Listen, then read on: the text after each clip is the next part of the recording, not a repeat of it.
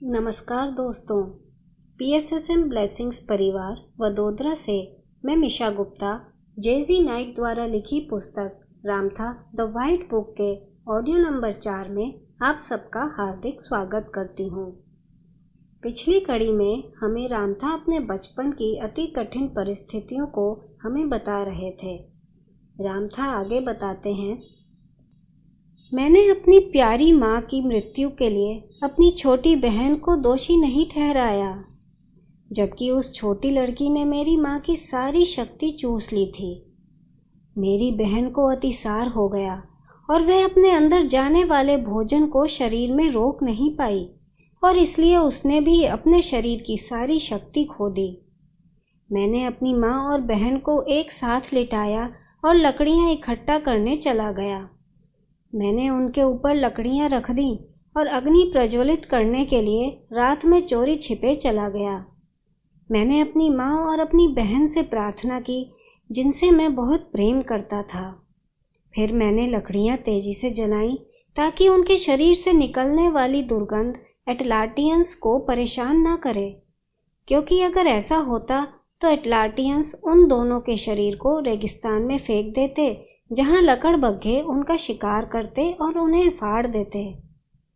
जैसे ही मैंने अपनी माँ और बहन को जलते हुए देखा, एटलांटियंस के प्रति मेरी घृणा मेरे भीतर इतनी बढ़ गई कि यह एक बड़े सांप के जहर की तरह हो गई और मैं केवल एक छोटा लड़का था।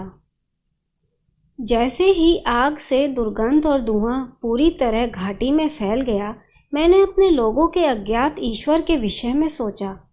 मैं इस महान ईश्वर के अन्याय को समझ नहीं पाया, या उसने उन राक्षसों को क्यों बनाया जो मेरे लोगों से इतनी घृणा करते थे। मेरी माँ और छोटी बहन ने ऐसा क्या किया कि उन्हें इतनी बुरी मृत्यु का सामना करना पड़ा। मुझसे प्रेम करने में असमर्थता के लिए मैंने अज्ञात ईश्वर को दोष नहीं दिया। मैंने अपने लोगों से प्रेम न करने के लिए उन्हें दोषी नहीं ठहराया। मैंने अपनी माँ और छोटी बहन की मृत्यु के लिए उन्हें दोषी नहीं ठहराया। मैंने उन्हें दोष नहीं दिया, मैं उनसे घृणा करता था। मेरे पास कोई नहीं बचा था, क्योंकि मेरे भाई का एक सूबेदार ने अपहरण कर लिया था और उस देश में अपनी अधीनता में ले गया था, जो बाद में फारस कहलाया। वहां उसके साथ सूबेदार के आनंद और उसकी काम वासना की संतुष्टि के लिए दुर्व्यवहार किया गया। मैं 14 वर्ष का लड़का था। मेरी हड्डियों में मांस नहीं था और मेरे अंदर बहुत कड़वाहट थी। इसलिए मैंने अपने पूर्वजों के अज्ञात ईश्वर के साथ युद्ध करने का निर्णय लिया। यही एकमात्र ऐसा था जिसके द्वारा मैं स्वयं को मृत्यु के योग्य महसूस करता था। मैंने मरने का निश्चय कर लिया था, लेकिन एक सम्मानित व्यक्ति के रूप में, और मुझे लगा कि मनुष्य के हाथों मरना नष्ट होने का एक अपमानजनक तरीका है। मैंने एक विशाल पर्वत देखा, एक बहुत ही रहस्यमय स्थान जो दूर क्षितिज पर दिखाई दे रहा था।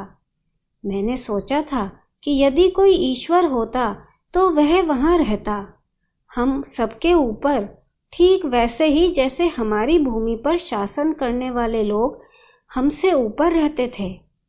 मैंने सोचा, यदि मैं वहां चढ़ सका तो मैं अज्ञात ईश्वर के संपर्क में आऊंगा और मानवता के प्रति उनकी न्यायहीनता पर उनके प्रति अपनी घृणा को प्रकट करूंगा।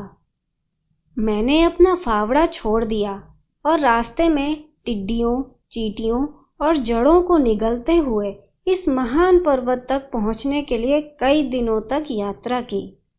जब मैं पर्वत पर पहुंचा तो मैं अज्ञात ईश्वर के साथ युद्ध करने के लिए बादलों में चढ़ गया, जो अब उसके सफेद शिखर पर आवरण डाल रहे थे। मैंने उनसे कहा, मैं एक मनुष्य हूं, मेरे पास एक मनुष्य की गरिमा क्यों नहीं है?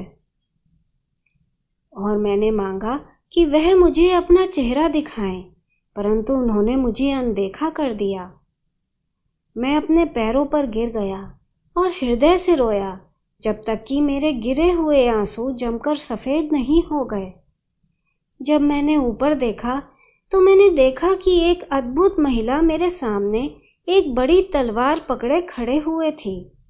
उसने मुझसे कहा, ओ राम, ओ राम, तुम जो आत्मा से टूट चुके हो, तुम्हारी प्रार्थना सुन ली गई है। यह तलवार लो और अपने आप पर विजय प्राप्त करो। और मेरे पलक झपकते ही वह चली गई। अपने आप को जीतो। मैं तलवार घुमाकर अपना सिर नहीं काट सकता था।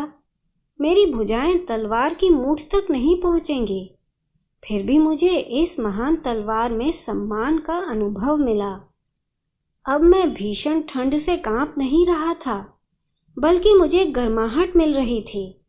और जब मैंने दोबारा देखा जहां मेरे आंसू गिरे थे, वहां इतनी मीठी सुगंध और रंग का एक फूल उगाया था कि मुझे पता था कि यह फूल आशा का था। मैं हाथ में बड़ी तलवार लेकर पहाड़ से नीचे आया। वह हिंदू लोगों के इतिहास में राम के भयानक दिन के रूप में लेखांकित किया गया था। एक लड़का उस पहाड़ पर गया था, किंतु एक आदमी लौट कर आया। मैं अब शारीरिक रूप से कमजोर या दुर्बल नहीं रहा। मैं हर मायने में राम था। मैं एक युवा व्यक्ति था जिसके चारों ओर एक भीषण प्रकाश था और एक तलवार जो मुझसे बड़ी थी। कभी कभी मुझे लगता है कि मैं उस जीवन में समझने में बहुत धीमा था, क्योंकि मुझे कभी भी पूरी तरह से समझ नहीं आया कि वह अद्भुत तलवार इतनी हल्की क्यों थी कि मैं उसे ले जा सकता था। फिर भी वह इतनी बड़ी थी कि 9 हाथ मिलकर उसकी मूठ पकड़ते। मैं पहाड़ से ओनाई शहर लौट आया। शहर के बाहर खेतों में मैंने देखा कि एक बूढ़ी औरत खड़ी हो गई और हाथों की आड़ में अपनी आंखों से मुझे आते हुए देखने लगी। शीघ्र ही सभी ने अपना कार्य बंद कर दिया। गाड़ियां रुक गईं, गधे चिल्लाने लगे, सब कुछ शांत हो गया। जब लोग मेरी मुखाकृति को देखने के लिए दौड़े तो वे आश्वस्त हो गए होंगे, क्योंकि उनमें से हर किसी ने अपना छोटा सा औजार उठाया और शहर में मेरे पीछे पीछे चल दिया। हमने ओनाई को नष्ट कर दिया, क्योंकि जब मैंने उनसे हमारे लोगों को खिलाने के लिए अन्न भंडार खोलने की मांग की तो एटलाटियंस ने मेरी आंख में थूक दिया था। एटलाटियंस इसके लिए बिल्कुल भी तैयार नहीं थे और इसलिए उन पर आसानी से काबू पा लिया गया, क्योंकि उन्हें युद्ध के विषय में पता ही नहीं था। मैंने हमारे गरीब लोगों के लिए अन्न भंडार खोल दिए और फिर हमने ओनाई को जला दिया जब तक कि वह पूरी तरह नष्ट नहीं हो गया। मुझे कभी ऐसा नहीं लगा कि मैं ऐसा नहीं कर सकता, क्योंकि मुझे इसकी कोई परवाह नहीं थी कि मैं उस समय जीवित रहूंगा या मर जाऊंगा। मेरे पास जीने के लिए कुछ भी नहीं बचा था। जब नरसंहार और जलाना समाप्त हो गया, तब भी मेरे भीतर एक बड़ी चोट थी, क्योंकि मेरी घृणा संतुष्ट नहीं हुई थी। इसलिए मैं उन लोगों के पास से भागकर पहाड़ियों में छिप गया, परंतु मेरे लाख कोसने उन पर पथराव करने और उन पर थूकने के बावजूद उन्होंने मेरा पीछा किया। अपने खेत के औजार और सन के कपड़े में बंधा हुआ अनाज ले जाते हुए और अपने सामने भेड़ बकरियां चराते हुए वे राम राम राम राम जपते थे। मैंने लोगों से चिल्लाकर कहा कि वे मुझे अकेला छोड़ दें और घर चले जाएं, परंतु फिर भी वे आए, क्योंकि अब उनके पास कोई घर नहीं रहा। मैं उनका घर था। मित्रों, आज के लिए बस इतना ही। अब रामथा का अगला कदम क्या होगा, जानेंगे अगली कड़ी में। आप सबका बहुत बहुत आभार।